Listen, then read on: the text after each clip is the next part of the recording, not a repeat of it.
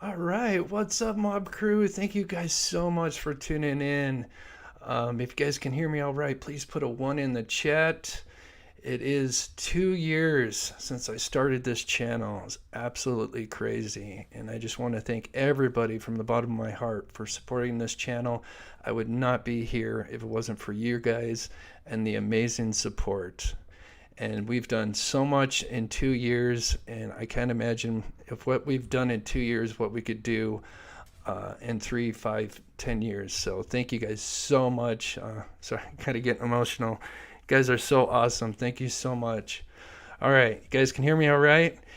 Chris, love the song. Who is singing the song? That is actually, Where Are We Going? I can't... the artist name. I will put it, when we watch the video, I will put it in the comments, and I'll also put it in the description. I usually put the songs in the description of my videos, but yeah, I changed this song up just for today, but I appreciate it. I wish I could shout everybody out. So many people in here. Thank you guys so much. So we'll just get right into it. Of course, if you're new to the channel, welcome. I'm Chris with Monsters Under Our Bed. We cover murder, mystery to the missing. And before we get started, we always like to give back by featuring missing people. So today we have Marcus Lopez, 16 years old, 5'6", 130 pounds. He just went missing a few days ago, missing out of Buckeye, Arizona. If you have any information, you can call 623-349-6411. That is Marcus Lopez, just 16 years old, missing out of Buckeye, Arizona. Then we have one that we featured last month. This is a 13-year-old boy, James Yablonsky. He went missing out of Devil's Lake State Park in Wisconsin, just 13 years old. There is a $10,000 reward out for information leading to finding James. Don't have a number here, but you can always just call your local law enforcement. And I did want to feature this. This was such good news. This happened July 23rd, I think. So it's been a few days, but I featured Alicia Navarro. God, it's crazy. It's so weird because this is like one of the first people I featured on my channel. Probably top 20 people that I featured when I first started doing this 2 years ago. And just a little backstory on why I feature the missing is I always wanted to do as much as I could if I ever had a channel that started getting momentum and give back as much as I could. And the first case that I covered on this channel that got my channel going was Gabby Petito case. And one of the things that the family of Gabby Petito wanted was to, they wanted to give back, And so that's what her case is, what inspired me to feature the missing. So, because I know the family noticed that, Gabby Petito was getting so much attention while these other people were going missing and not getting the attention like Gabby Petito was. And the family noticed that, and that's why they did their foundation and stuff. So that's what inspired me. But anyway, back to Alicia. Went missing in 2019, September, almost 4 years ago, and she was found safe. I just looked at the story just a little bit. I don't know the whole thing, but she walked into a police station a few days ago and healthy and safe. I think just reading just the short article, I think she was like staying like next door or something. I'm not sure. We'll have to look up the story if we have time, but absolutely crazy. But it just goes to show that, there's always hope. And I've featured her at least 2 or 3 times within the 2 years that we featured missing people. So it's absolutely awesome that she was found safe. So let me get caught up in chat for a second. Yeah, today we're going to be covering, we're going to be focusing kind of on the start of the whole Long Island serial thing, starting with Shannan Gilbert. We're going to kind of focus on her story a little bit and talk about while it's talked about how they said it was like an accident, but then there was actually a second autopsy done that says different.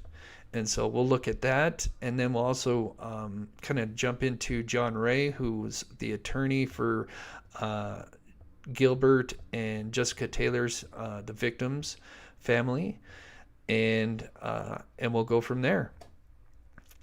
So let me just quickly get caught up here. Southern Gal True Crime, finally able to make a live. Welcome. Thank you so much for being a member for 3 months. That's so awesome. As always, my amazing mods, and Jennifer Rochelle, member for 15 months. Thank you so much. Happy anniversary. Thank you so much, Jennifer. April B12, been with me, member for 17 months. That's so awesome. Thank you so much, April. Congrats on 2 years. Thank you so much. And to everybody, there's so many people in here. I was kind of hoping to shout some people out. I'll try to as we go. So you were indeed summarizing the issues very precise. I'm a retired lawyer. Great channel. Thank you so much. That means the world to hear. You guys are so awesome. Okay, let's get into it. And I see everybody. She was found in Montana, close to the Canadian border. Oh, okay. I thought I read something about she was staying next door. Maybe I misread that or something. But yeah, I have to pull up that article because it's so weird. I didn't know about that until today, even though she was found like 4 or 5 days ago. But it's just crazy to see that. And like I said, she is one of the first people that I ever featured missing, Alicia Navarro. So it's just kind of crazy. And here I'm celebrating the 2-year anniversary. So, all right, let's get started here. We're going to try to jump around. I've got some new stuff mixed with some old stuff, but we're going to start with Shannan Gilbert. So Shannan, she's was 23 years old. She went missing May 2010, but she would be found almost a year later in December 2011. But before that, while looking for Shannan, law enforcement found the first 4 bodies known as the Gilgo 4 in December 2010. The first 4 bodies were Megan, Melissa, Maureen, and Amber. They were all found near Gilgo Beach, close to the marsh. Kind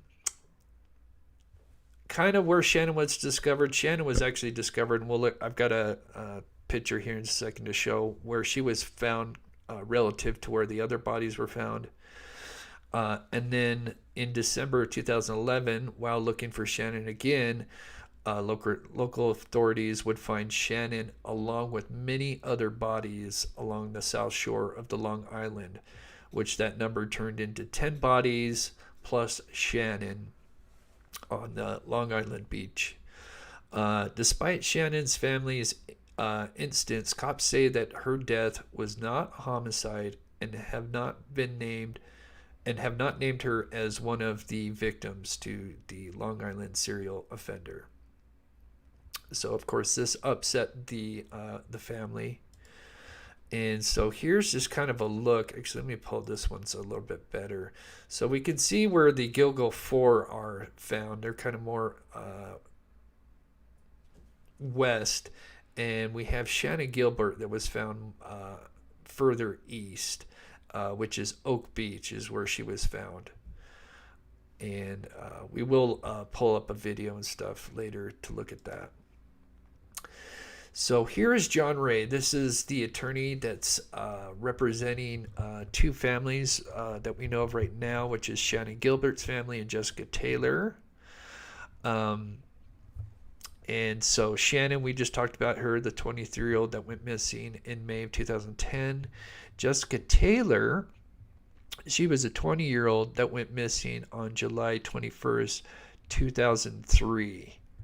As far as victims, she would be kind of one of the, if all the victims were numbered, she would be kind of like, I think like second or third. And her body was found 5 days later, July 26th. So her remains were scattered. They found part of her remains in Manorville. And then they found the rest of her remains in December 2011, sadly. So her remains were scattered. So while the Gilgo 4, let's see. So while the Gilgo 4 were all victims, the Suffolk County Police Department said Shannan's death was not an accident, or was an accident, I'm sorry. Shannan's family lawyer, John Ray, has long maintained that Shannan was in fact homicide and placed blame on local authorities for mishandling of her death investigation. Ray thought it was strange that police were present during the review of Shannan's initial autopsy. And this is where it gets kind of weird. I don't know if this is normal. I'll have to ask Steve this. So this is what he was quoted. So I guess he was there for the first autopsy. He says, I go to the autopsy meeting, and at the autopsy meeting, there are the two medical examiners. There are three homicide detectives sitting in a row with their arms folded, looming over the entire process, John Ray said. He explained it's supposed to be a civil process for the family. There was not a scintilla of a reason for the cops to have been there, the lawyer added. Ray became frustrated at the hold authorities seemed to have on the medical examiner. So it seems like he was saying that the detectives that were there seemed to be having some kind of influence over the medical examiner. He was quoted saying, every time I asked any kind of pungent question of the medical examiner, she would go out of her chair and go over and whisper to the police, come back and answer my question.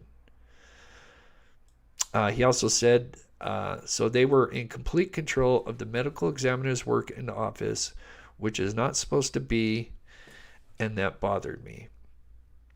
The Suffolk County Police Department previously told this U.S. Sun, we are not commenting on John Ray's comments or anything else pertaining to the investigation at this point. So clearly John Ray and the family were frustrated. I'm sure he brought that information to Shannan Gilbert's family. According to the Shannan's autopsy report and how she was supposedly found laying face up in a marsh with a few inches of water. They said she could have possibly drowned, and death was ruled an accident to unknown causes. But how can you drown if you're face up in just a few inches of water? So I thought that was really strange. So they would finally get, the family would ask for a second autopsy to be done on Shannan. The second autopsy found that Shannan met a violent end and that she was strangled, John Ray said. Ray was there when the world-renowned medical examiner Dr. Michael Baden performed the second autopsy. When we looked at the bones, we were able to discern that the very small, significant hyoid bone, I hope I pronounced that right, in the neck was cracked on one edge. Biden's autopsy indicated that she did not die of natural causes, and it was consistent with a homicide, which disputes the Suffolk County Police Department's finding that Shannan's death was a tragic accident. Ray also pointed out that there was a hole at the base of Shannan's hyoid bone that was found in the second autopsy. So it sounds like there was a crack and a hole in this bone. It says it appears to be something was either drilled or pushed through that bone, and we couldn't determine what it was, but it was highly unusual, the lawyer said. So here's a look at where this bone is at. And so we have below the jaw, we have the mandible, and then we have the hyoid bone and the larynx. And so I looked up strangulations and how often this bone is affected. And so here is, I'm just going to read part of this. So this is in regards to the damage to this particular bone when it comes to strangulation cases. And it says the hyoid is a U-shaped bone of the neck that is fractured in 1/3 of all homicides by strangulation. So I guess sometimes you can have a strangulation and not fracture the bone, but it says in 1/3 of the time it is. On the basis, postmortem detection of a hyoid fracture is relevant to the diagnosis of strangulation. So let me read that again. On the basis, postmortem detection of a hyoid fracture is relevant to the diagnosis of strangulation. So that's interesting. It does go on to say, however, since many cases lack a hyoid fracture, so I'm assuming not all strangulations have the fracture, the absence of this finding does not exclude strangulation as a cause of death. But in this case, the bone was fractured, not only fractured, but has a hole in it. So I think in this case would lean towards strangulation or something to that effect.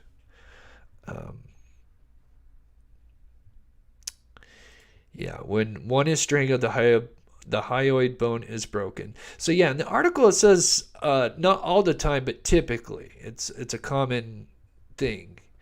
But there could be, from the articles that I looked at, I only looked at 2, but it said there can be times that there could be a strangulation and you don't break the hyoid bone, but maybe that's just a more mellow strangulation, if that makes sense.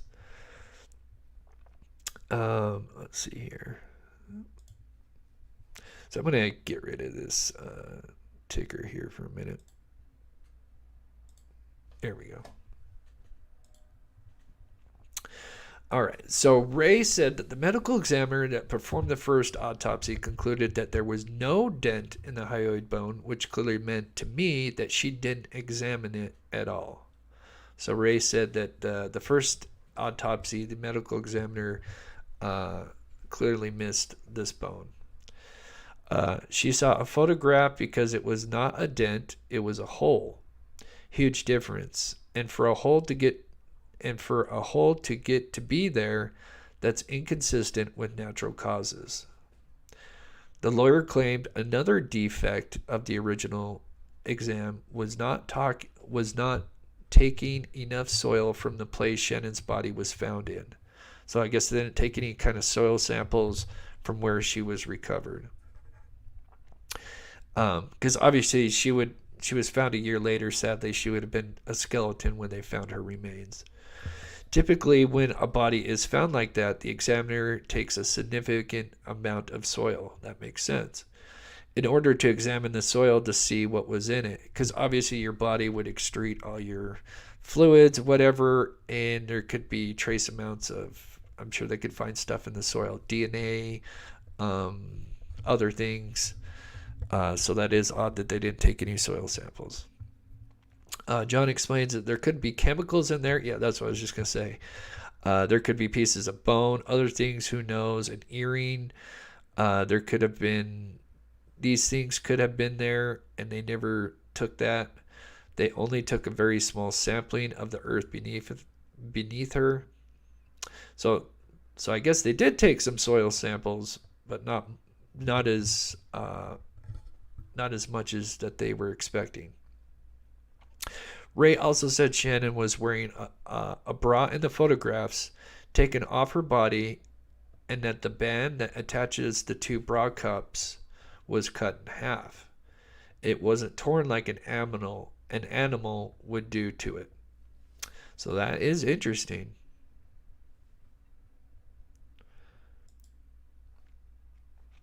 So this is where it gets really weird, and we're going to play a video here in just a minute. So since representing the two victims of Gilbert and Taylor, John has received multiple, you could call it taunting phone calls, where a man and a woman can be heard talking while playing old news clips of when they originally found the bodies on Gilgo Beach. This unknown male and female have not only called John, but have also called his family members doing the same things. And we're going to play an interview here in just a second, and I'll get caught up on chat. So I just want to make note, the similarity. We have Rex, who used to call the victim's phone and make taunting phone calls to the victim's family.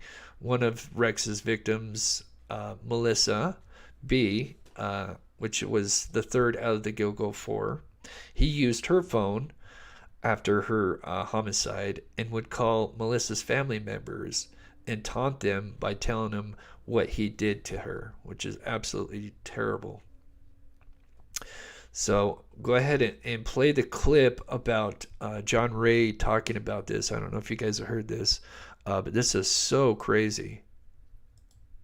In Suffolk County today released those tapes, hoping to help unravel the 12-year-old Gilgo Beach mystery. Today, a bit of... Okay, hold on. Let me play it with VLC. In Suffolk County today released those tapes. Okay, let me skip this forward for a minute. We'll go back to this.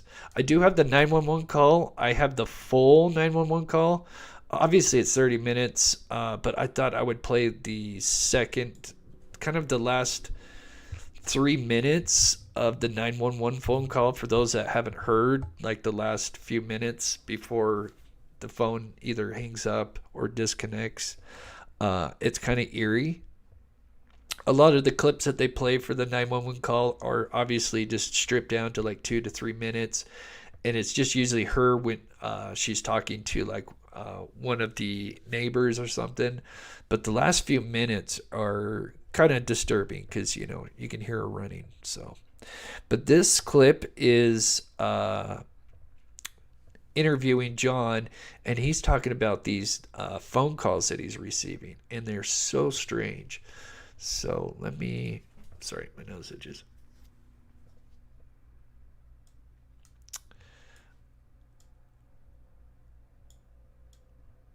Let's get that over. Okay, here we go. Lawyer representing 2 victims found on Gilgo Beach, not charged in the Rex Heuermann case at this point. His name's John Ray, and he represents Shannan Gilbert and Jessica Taylor's families. And just as recently as January of this year, he got taunting phone calls from a man and a woman's voices in the background, playing 10-year-old news clips of when his clients' loved ones were found dead and saying vulgar things in the background. And John Ray thinks it might just have been Rex Heuermann, and he joins me live now. John, can you describe what was in those phone calls? What happened when you picked up the phone on these phone calls? What'd you hear? Well, I'm not sure who it was, but a man called at about 1:30 in the morning, and he spoke very weirdly, played some very strange music, made a noise, he's scratching noises, and then it showed a clip of a reporter reporting on Gilgo Beach back from 2012 in that time, and then spoke. Now, our daughter had gone to another state, had been in San Diego, and she had left in all blue because she was a runner, a race walker. And that's where she was going, to race walk with trainers that train in the Olympics. She's 18 years old. First time away from the house in her whole life from her parents. And the man speaking said he described a girl in blue. And he mentioned that she was in California and she was by a window, and our daughter was right by a window and climbed out the window with a cell phone in her hand. God, that is creepy. So he's getting a phone call from what sounds to be a man and a woman. They call up to either his phone or he's going to explain also to some other family members. But it's basically a man and a woman. And what they do is they play news clips, old news clips of when they found the original Gilgo 4 or something like that. And it's so strange. In the beginning here, he says that the male talks in a weird voice. So we know that Rex kind of has like a lisp. I don't know if that would be considered weird. But this whole thing is just absolutely crazy and scary. And it just completely transfixed us. 5 seconds later, he called her mother and did exactly the same thing. It was all taped. It was all very well thought out and carefully prepared. In March, I get home late at night. I work hard. I usually eat dinner around 9 o'clock. So it's an unusual time. I get home. We're in a house with a lot of windows in the dark, surrounded by forest, and up on a hill. And I'm eating. I just start to eat with my family. The same guy calls. Same pattern that I just described with the playing of the Gilgo Beach. And this time he says, I hope you're enjoying your dinner.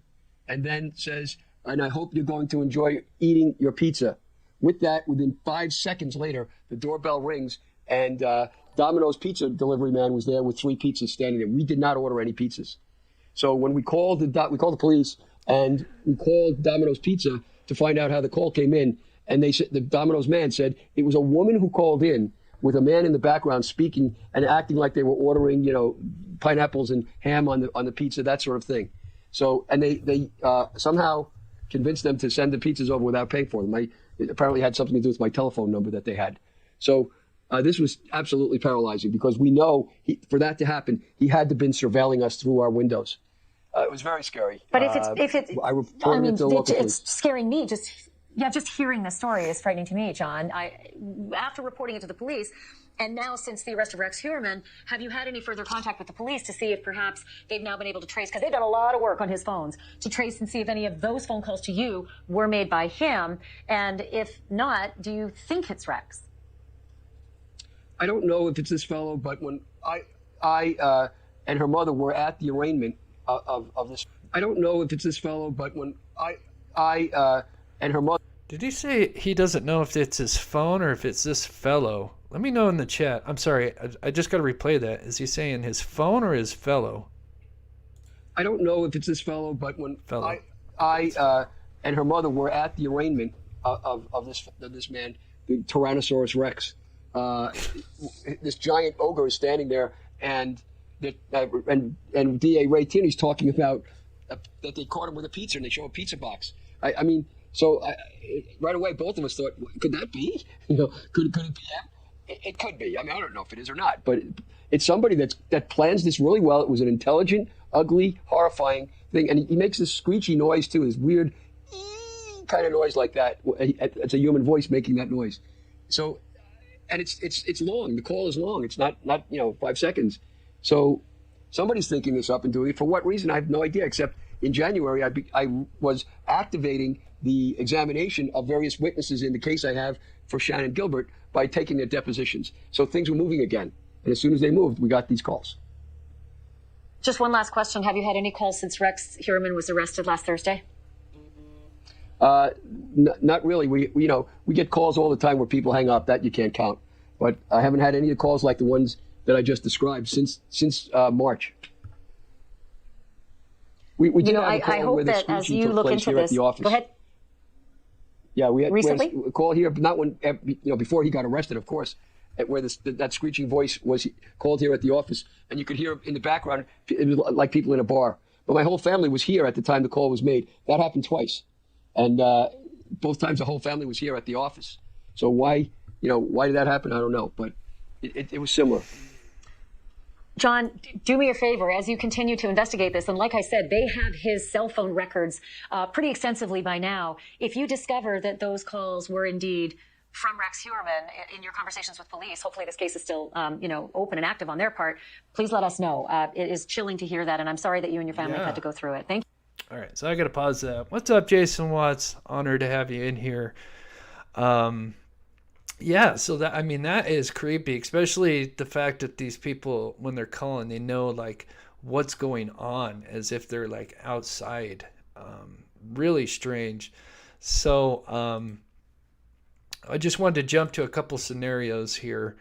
So here at the top, I just kind of described what we just saw, which is in the interview, he describes a man that's man and woman, but the man is speaking weirdly, which I think when he mentions weirdly, I'm assuming he's talking about all these weird noises he's making, and not describing like Rex Heuermann's lisp. And obviously, I'm sure he's heard Rex Heuermann's voice, because obviously there's that famous interview of Rex, and so I'm sure he's heard his voice, and you would think that voice would kind of stick in your head, especially the caller, this unknown male and or female caller. But I think it comes down to 3 scenarios with this, and let me know what you guys think in the chat. But so you have 3 possible scenarios. This could be the act of Rex Heuermann and an unknown female accomplice that could have helped Rex lure these girls or took part in the homicide and or disposal of the victims. Definitely possible that he could have an accomplice. You would have scenario 2, which I would lean more likely out of the 3. This could be the act of a deranged couple who are trolling John and mocking the victims but have no actual association with the homicides. Perhaps a couple that were wronged by John because he obviously is a lawyer. I'm not sure how long he's been practicing. I'm sure many, many years, decades, whatever. So could this be someone that he could have wronged, not intentionally, but, in a previous lawsuit or dispute, and they are just lashing out by harassing John and his family, and they know kind of his situation with representing the Gilbert victims.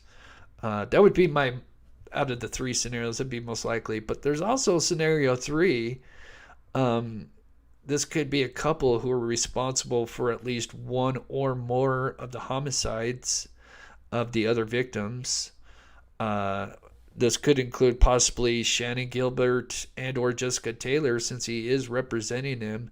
And right now, Rex is only being charged with the Gilgo 4, although he could be associated with more. I'm assuming he is, and I would not be surprised if there's more bodies somewhere else.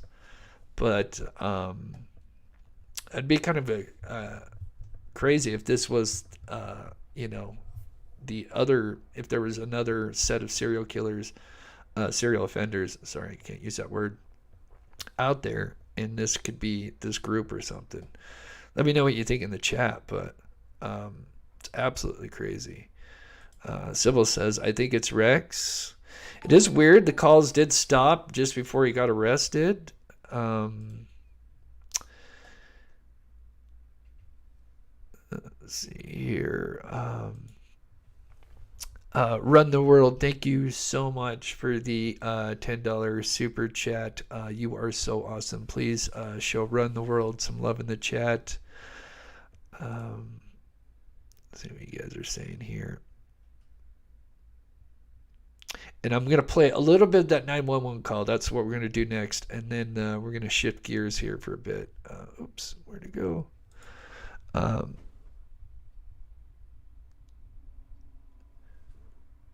Dennis, thank you so much for the $5 euro. I don't want to mispronounce that. Dennis Ovin. I hope I didn't butcher that. I'm just going to say Dennis for right now because my second monitor is a little bit smaller, so it's my apologies. But thank you so much for the super sticker. You are so awesome. Yeah, they said her bra was cut. Barker. So yeah, that's, and not torn. Because if it was torn, I guess you could say maybe it was like an animal that could have tried to rip it off her or something. But they said the bra was cut. So yeah, that's definitely.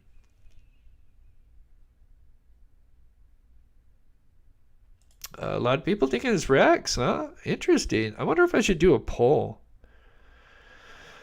And maybe Rex and Craig. Yeah. His brother, I mean, I hate to,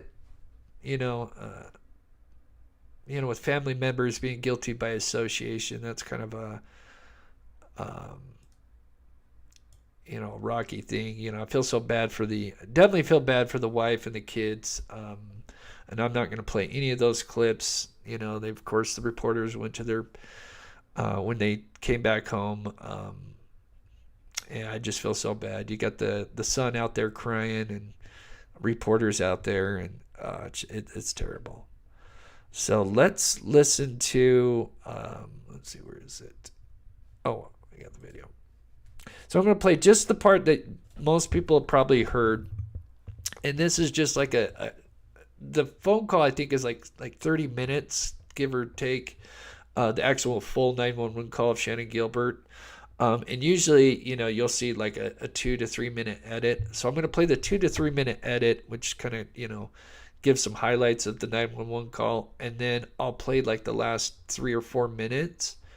And then we'll kind of look at the area itself. And then we'll switch gears to a video that I'm going to be making that I'm kind of excited about. Today, a bit of a shocking finding. Police now say that they do not believe that Shannan Gilbert's death is a case of murder. But they hope this and other evidence they decided to release today will help them solve what has been a rather embarrassingly long unsolved cases of mass murder. The murders or other kinds of deaths of 7 other people in Suffolk County and 3 others in Nassau County. Eyewitness News reporter Kristen Thorne is live in Brentwood with our lead story tonight. Kristen. Liz and Bill, police have been saying for quite some time that they weren't exactly sure if Gilbert was murdered or if she died in a marsh near Gilgo Beach. But after hearing these calls today, it does sound like that is a possible scenario. No, stop it, please. Stop it, please. Please stop it. Please stop it. No. In the 23-minute 911 phone call released by police from 2010, we hear Shannan Gilbert go from scared for her life to confused. Why are you calling me by my name? What's the matter? Are you okay? What are you going to do? What are you going to do to me? Let's go back to Manhattan. Police say that's the voice of Michael Pack, Gilbert's bodyguard. Police say Pack drove Gilbert to the home of Joseph Brewer in Ocean Beach. Brewer had hired Gilbert, who was a sex worker. At some point during the meeting with Brewer, Shannan reportedly began acting irrational. Please, can you shut the door? No, why don't you go? Please, something's going to happen to me. There's nobody outside. You're okay, right? After that, Gilbert runs out of the house. She starts knocking on people's doors. Those people call 911 too. So what we're looking at, for those that might be kind of newer to this, this is kind of the direction that she runs, apparently. So I think it starts at the 8 Fairway Drive, I believe. Or it's the 17 Fairway Drive, because and then she'll eventually, but basically she's tracked running, because, let me pull up my thing here, but basically tracked going, kind of heading east and then south, and she would go to a couple of different houses, and now the original people that you hear, the 2 names that you hear is Brewer, Joseph Brewer, which is, I guess, the client that was, seeing her. And then she had her driver, Michael Pack. And So I guess she was, I'm not sure what exactly was going on, but she clearly didn't feel safe, and she wanted to get out of there. And it sounded like Brewer was telling her that she needed to leave. And then the driver, Michael Pack, you can kind of hear him talking and says, okay, well, let's go. So that's Michael Pack. That's the driver for her. But she's not listening to either one of them. And so then she goes running down the neighborhood, and she'll eventually knock on a couple of doors. One does answer, and it's an older gentleman. I forget his name, Gus, I think it is. And he talks to her for a minute, and then she eventually runs out of his house, knocks on another door, which is a lady, but she doesn't answer, but she calls 911 because she kind of hears the commotion, and you can actually hear they played her 911 call, and you can actually hear Shannan knocking on her door, and she's explaining, yes, there's this girl running down the neighborhood, knocking on people's doors. Can you get somebody out here? And thank goodness it's sad because they still never found her, but she was able to at least give the officers or the authorities some directions, because at that point, poor Shannan was clearly couldn't describe or give any kind of directions to where she was at.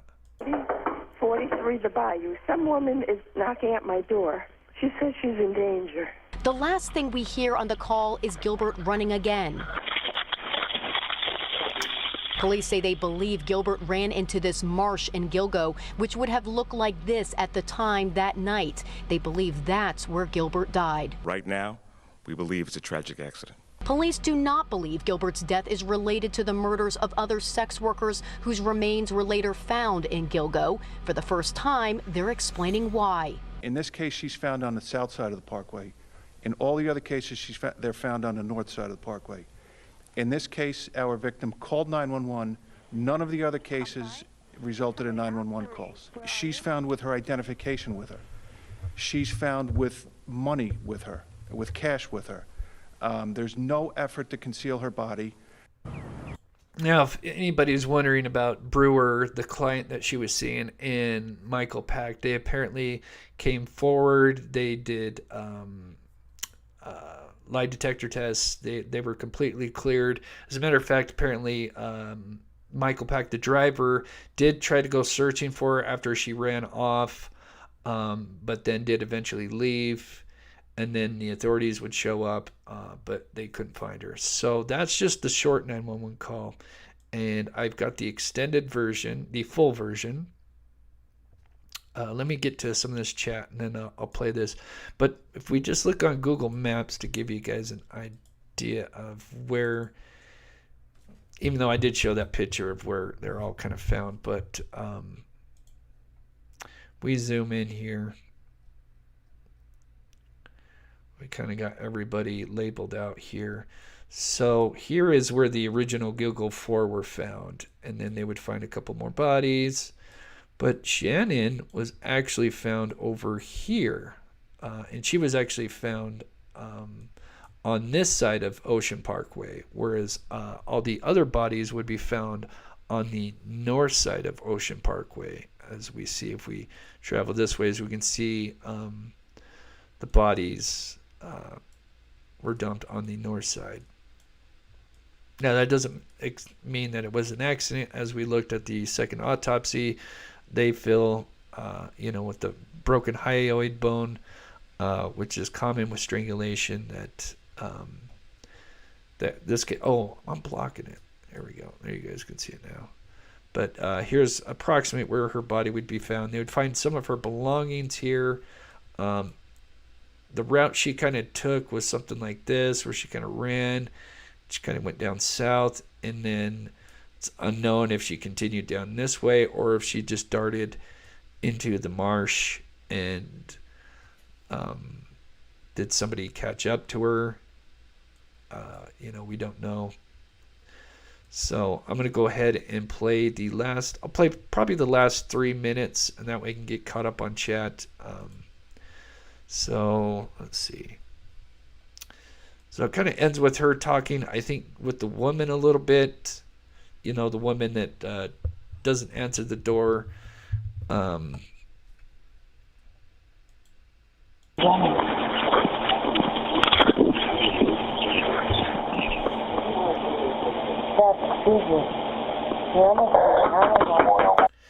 a lot of the talking you hear, I think, is the operator speaking with somebody else in the office, trying to figure out what's going on.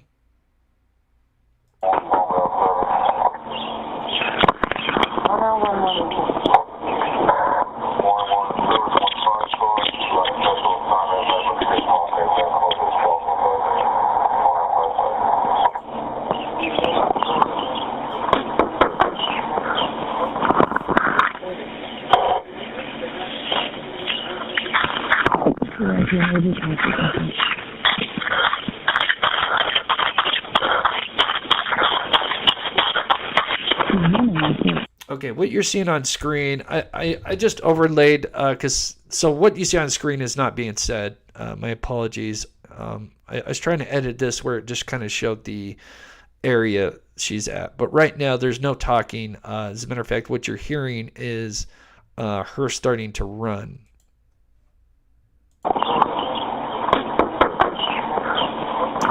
Sounds like she's knocking on a door, so maybe she went to another neighbor's house.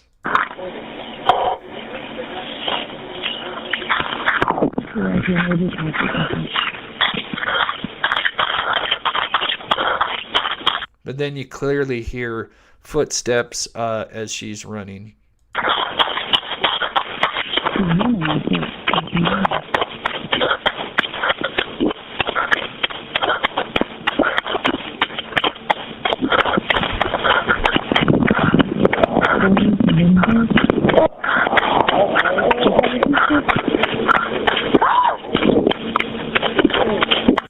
Now that is weird.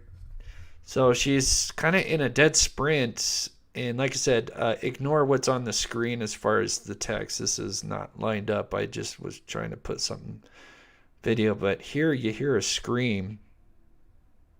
It sounds like Shannan.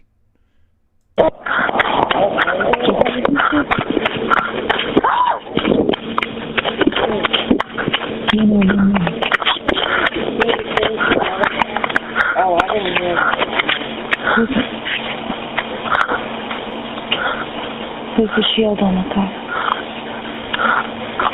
1955. So that sounds like she's now knocking, I'm assuming, on another house, maybe?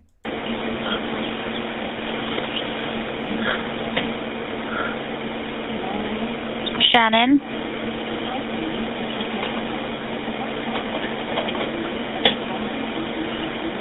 I wonder if she has a phone in her pocket.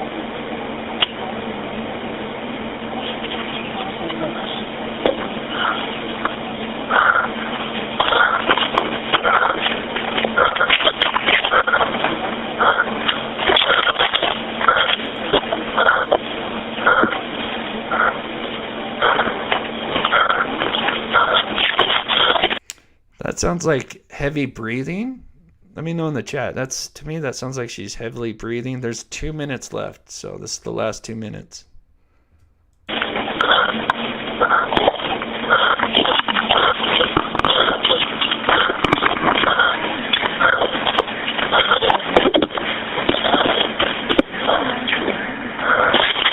Shannan. Shannan.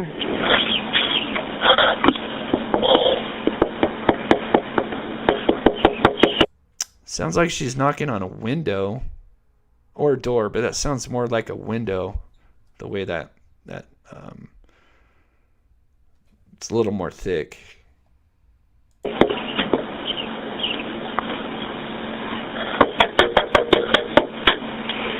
Shannan.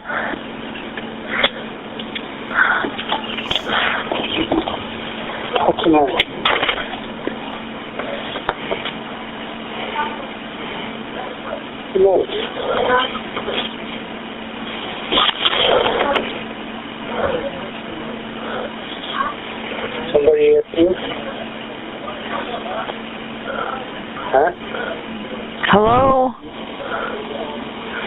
Hello?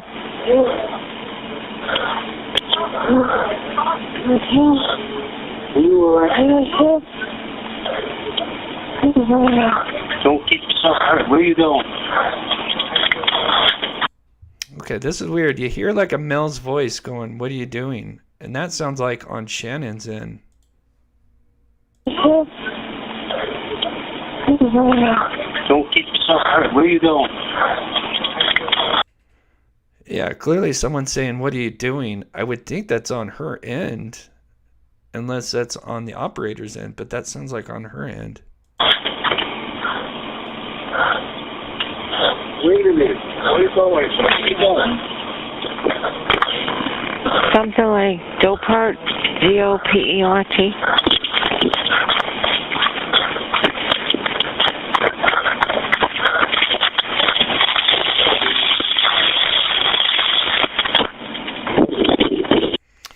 Now, this is the last 30 seconds. You can tell that she's clearly now running into like the marsh or brush, because you can actually hear.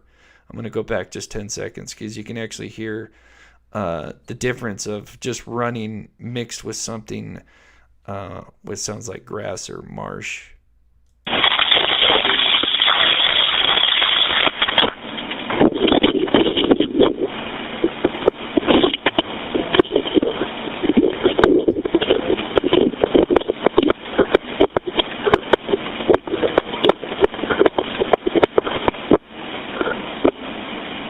Hello? She didn't spell it, but that's what it sounded like.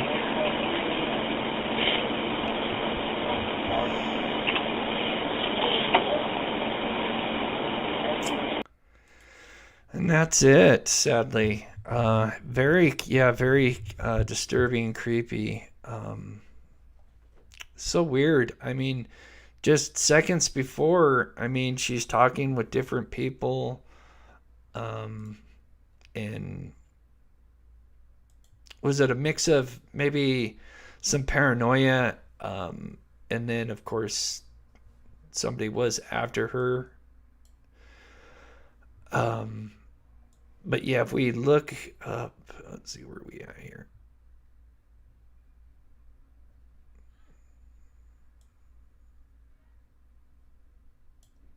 There we are. Turn on the layers here. So we jump over here, and so here we are. Fortunately, you can't look down these roads, but this is the complex that she was at. So she was seeing a client in one of these homes here, which is the brewer guy. Then she had Michael Pack as her driver. As she was running away, I'm assuming that Michael Pack was kind of chasing after her for a bit. But I know that she would get away or get out of sight, and I guess he drove around the block a few times but couldn't find her. And then as he was driving away, I guess is when the police finally showed up. I don't know how long it took for him to get out there, but sadly not soon enough. And then, of course, her body would be found.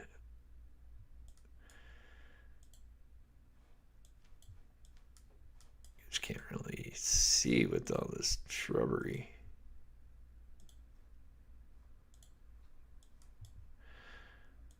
But she would be found in the marsh on this side of the road with some of her belongings.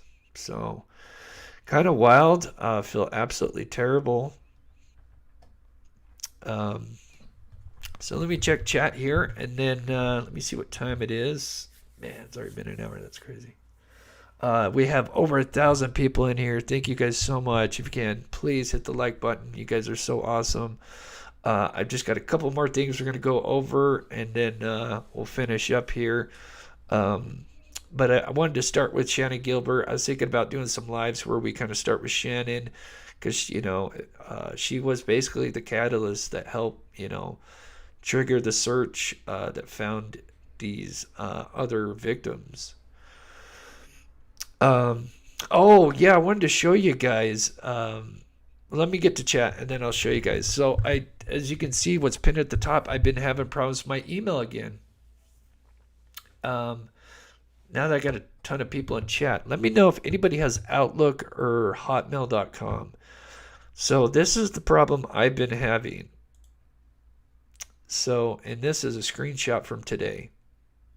This is what's going on with me. I sign into my email, and as you can see, nothing in my inbox. As you can see at the top, this is Chris Hall, Outlook. This is my email, but there is nothing there. I was able to fix it once, but I had to do a bunch of workarounds, and I had to reset my password. I had to go in through a different, because I usually just use Outlook or Internet Explorer, because obviously Outlook is connected to that. It's Microsoft. But yeah, it does not work. It's so weird. Anybody in chat has experienced this, let me know.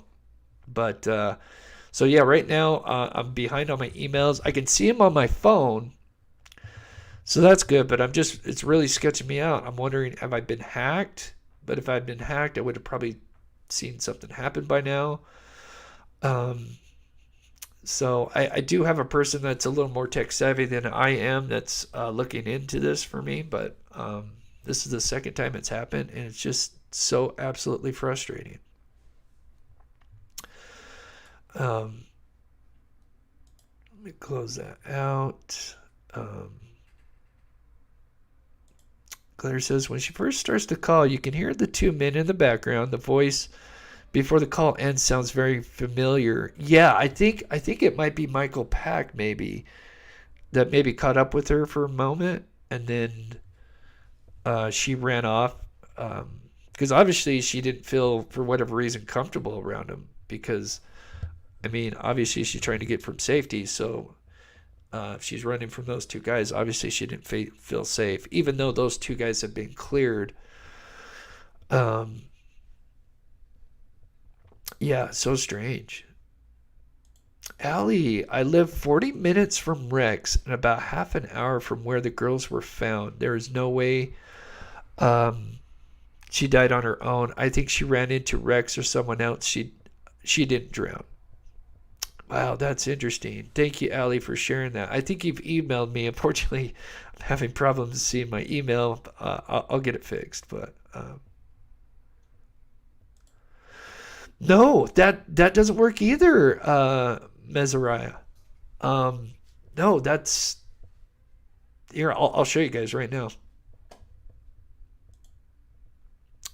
So this is how I would look into my email. I think Bing did something. I don't know. So here is how I'd see. Look, nothing. Oh, there's those two. See, everything should be in my focus box. There's nothing. No sent emails. I've sent thousands of emails. I should have thousands of junk email. Nothing. This is my account, Chris Hall. Join the mob crew at Outlook.com. Is this crazy or what? This has happened to me twice now. But like I said, I can see on my phone, I can see my emails, but I really don't like to respond via my phone because I like, because usually I respond with full messages. So, but it's the craziest thing. I just absolutely wild. So I fixed it once, but like I said, I have somebody else helping me, but sorry to get sidetracked, but this is the second time it's happened to me. It's a pain in the butt. Did you check filters? Yeah, I've clicked on everything. I want to be careful just in case if I do, but trust me, this is it. What'd you say? Wait, did you check filters?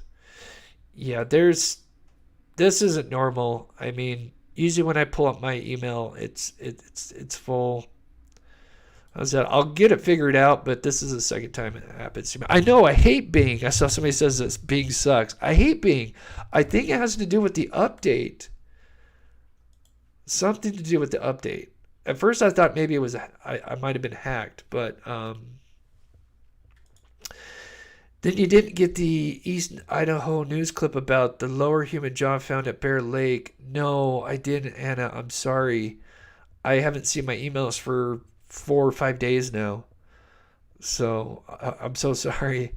I can't help it. I guess I could look at it on my phone, but I will do that after. Okay, let me get caught up in chat, and then we're going to do the last part of the show.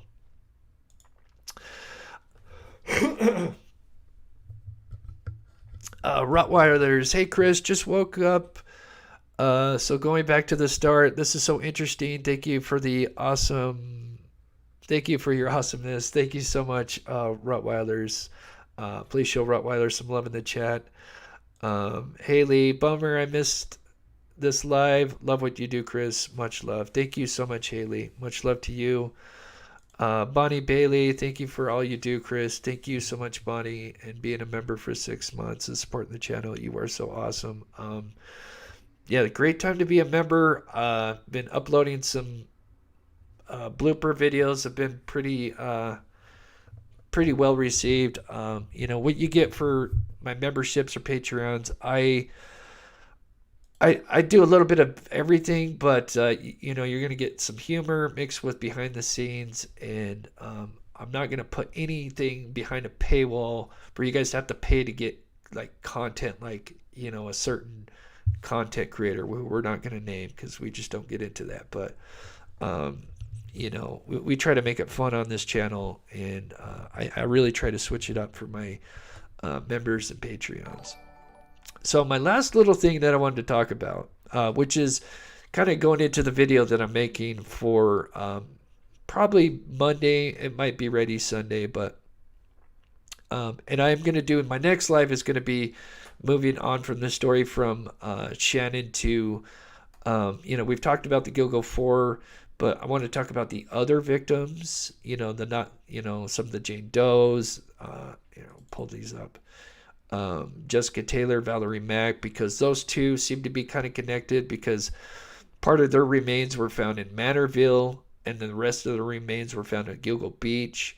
So their cases are unique, as you got some of their the remains being found in one area and then another area, which is disturbing, but it is a different scenario compared to, or different MO maybe, to some of these other victims. But this is the thing that, so I did a video, hopefully if you guys haven't seen it, I put it out, or hopefully you guys have seen it. If you haven't, I would check it out. I just did some of the most shocking revelations since the arrest of Rex Heuermann. But one of the things that it's really bothered me, and I mean, hindsight's 20/20, but we know Rex Heuermann owned a Chevy Avalanche. Not only did he own a Chevy Avalanche, but he owned 2 of them.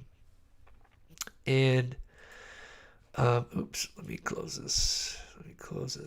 But this is going to kind of shock you guys. Now, these numbers, some of these numbers are real, and then some of these numbers I'm just kind of pulling up. So the Chevy Avalanche first came out in 2001. Now, the numbers on the right are just what was sold in the United States. And unfortunately, the Chevy Avalanche was not a very popular truck. It started to gain some momentum in 2003, which was when it sold the most, almost 100K. But then after that, it just kind of dropped. And one of the lowest years was 2009. It kind of crept back up for a couple of years. And then 2013 was the last year. And there's 2 generations. So I think between 2006 is the first generation, and then 2007 to 2013 is the second generation. So there's 2 generations. I think Rex owned both generations. I think the green Chevy Avalanche was the first generation. I could be wrong, but I think it is. But more importantly, the point of this is this truck was not popular. This particular model was not popular, as you can see. I guess I should have pulled up like Toyota. The numbers are astronomically different.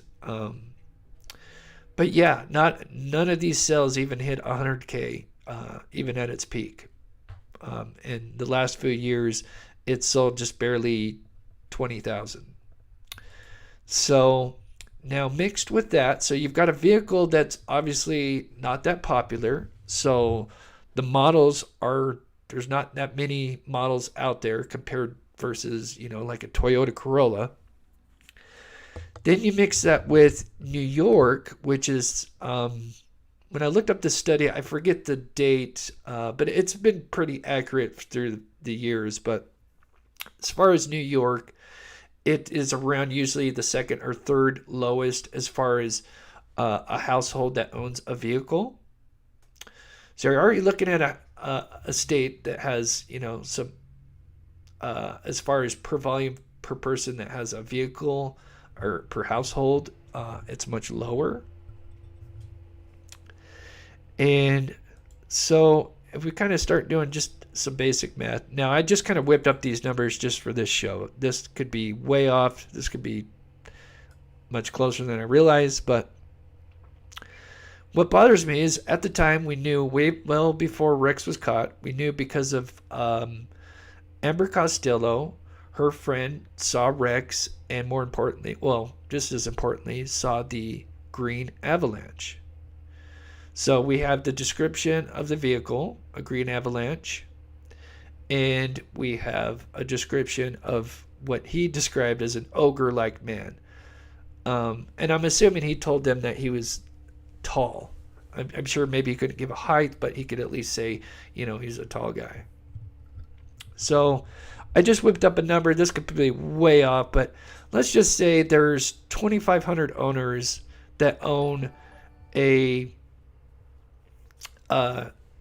Chevy Avalanche in just Long Island, because obviously that's where we're going to focus, where the bodies were found. We're going to focus in that area. So let's just say there's 2,500 owners of a Chevy Avalanche.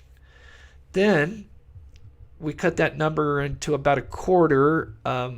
Dark green, I think, is not the most popular color. I think the black was the biggest one. Green was kind of towards the top.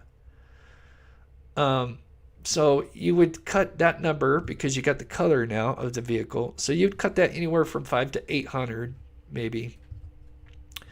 Then you know that you have a male driver.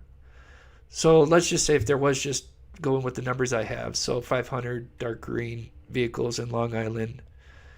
Then we cut that number almost in half versus female versus male. We know it was a male suspect. So, and I'm not sure the male to female ratio. I don't know if it's higher or lower. So, but we just kind of cut that almost in half. I put 280 just in case of the male is a little bit above. But then you're down to already 280 drivers. Now, like I said, these numbers are not, these are just numbers I pulled out of my butt. But just an example. But then you look at drivers who are either 6 feet or over, and that would have to narrow it significantly down to like 20, 30 people. And from there, how could they have not caught this guy? They should have, in my opinion, they should have caught this guy a long time ago. And I did a video where obviously, there was corruption. I forget the police chief at the time. I just did a video on him. Obviously, he didn't want the FBI helping. Completely stalled the investigation just because they didn't want him looking into what his activities were.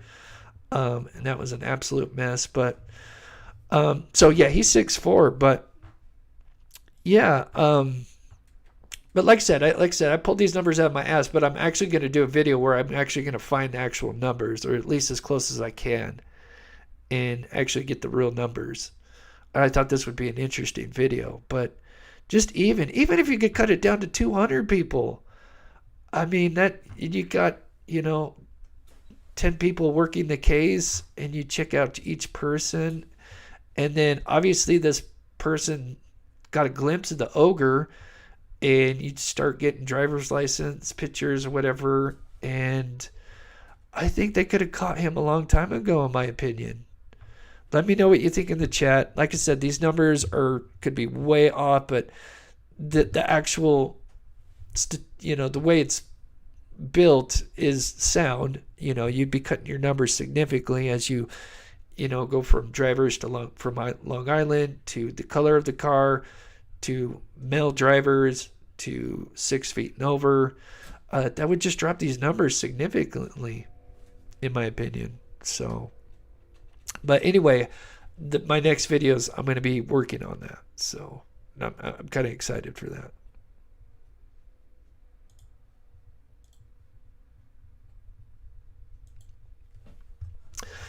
Patty DeAngelis, sorry, the font is really small. Thank you so much, Patty, for the $10 super sticker. You are so awesome. Alexander, this is a great community. Love how everyone has different views, but still is respectful. Yeah, we that's what we love about this community. We respect everybody's opinions as long as you're respectful to everybody else and be respectful to their comments. We're all adults. We can have a civil conversation. Thank you so much for being a member for 1 month, and forever curious. Happy 24-month Mob Crew anniversary. Thank you so much. You guys are so awesome. So I just want to see what you guys think about this little thing here. Yeah, Ed. Yeah, they're totally corrupt for sure. Mindy says, could have caught him with a couple of days. I mean, yeah. I mean, like I said, hindsight's always 20/20. I mean, I'm sure could be some more variables in this, but like I said, the Chevy Avalanche. Oh, and then not to mention, what I haven't even put in here, because like I said, I just whipped this up before, because like I said, this is going to be a video I put together. Not to mention, another statistic that you would have to put in here, or another variable, would be owners that own 2 Chevy Avalanches. That would, I mean, there are probably like three people most in Long Island that have a dark green, and you know what I mean, an owner that has 2 Chevy Avalanches with a model that is not popular in the United States. Yeah, so I can't wait to do this video, because the numbers that I'm going to come across, I'm sure, are going to astound me. So this is sickening when you think about it. It is, and yeah, there was corruption at the time, and I can't think of the guy's name right now. I'm sure you guys know in chat. But I'm so glad. Kudos to the task force. I mean, they put it together in February. And within 6 weeks, they had Rex's name. So they did an amazing job when they, were, put the resources that they needed to into that case. So,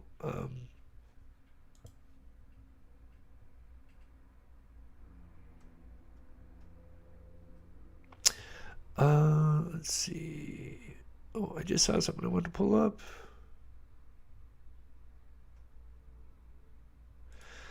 Wasn't priority for police, ladies of the night. Yeah, that's a sad way to think about it. Everybody's got a soul. Everybody does what they can to do for a living. And, a lot of them do that, not that I know from experience, but, from those that have shared their stories, a lot of them, do dancing or do adult activities for a few years and then move on to better things. They're just trying to make a living for the time and get a family going and, turn their lives around.